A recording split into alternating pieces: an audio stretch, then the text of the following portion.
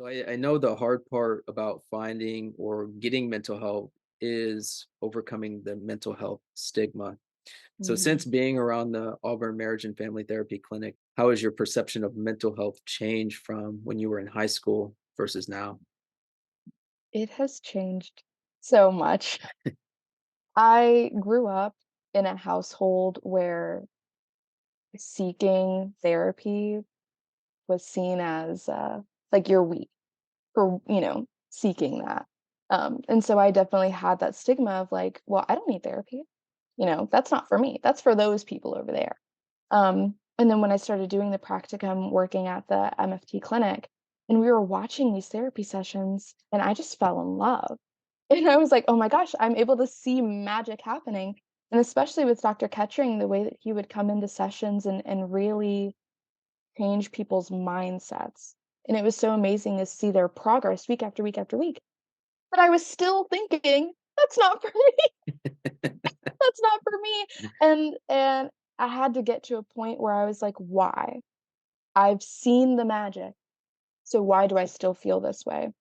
And I think part of it was just having to let go of this ego that I'm better than that, that I can, you know, get better on my own because it takes a village, it takes a community. And I was so used to not talking about my own mental health, not talking about my fears, my anxieties, insecurities, that I just kind of felt like, I just got to suck it up.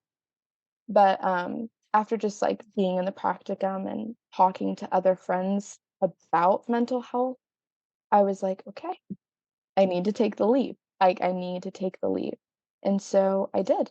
And I got counseling services and I found it to be very beneficial.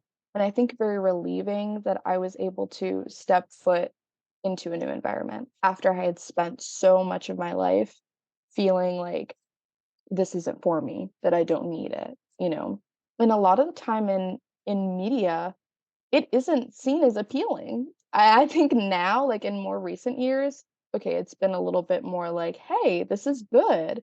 But I think before recently, it was definitely seen as cold and distant. Like, you're watching a movie and the therapist is just like, "Okay, so tell me, how does that make you feel?" I'm like, I feel so, like, "Do you even care about me?" And so I think something really good is that, we've definitely been shifting the conversation, and I think just we've been able to have talking about mental health be more accepted, and just the idea of what does therapy even look like? Because I think even within my own family, part of the stigma came from not understanding what therapy actually looks like. Mic drop right there. This podcast is over. Hey, folks, we'll see you next week. So, wow. I don't think I could have put it in better words. You literally, wow. That was I'm not usually lost for words, but Oh. how you spoke about that, and the main thing that really connected with me is, what does therapy look like? And a lot Mhm. of people have this misconception of therapy being, you go into the therapist's room, the therapist has a notepad and a pen, you lie on this couch and you're just interrogated with questions. That is Mhm. not what mental health, or that is not what therapy is.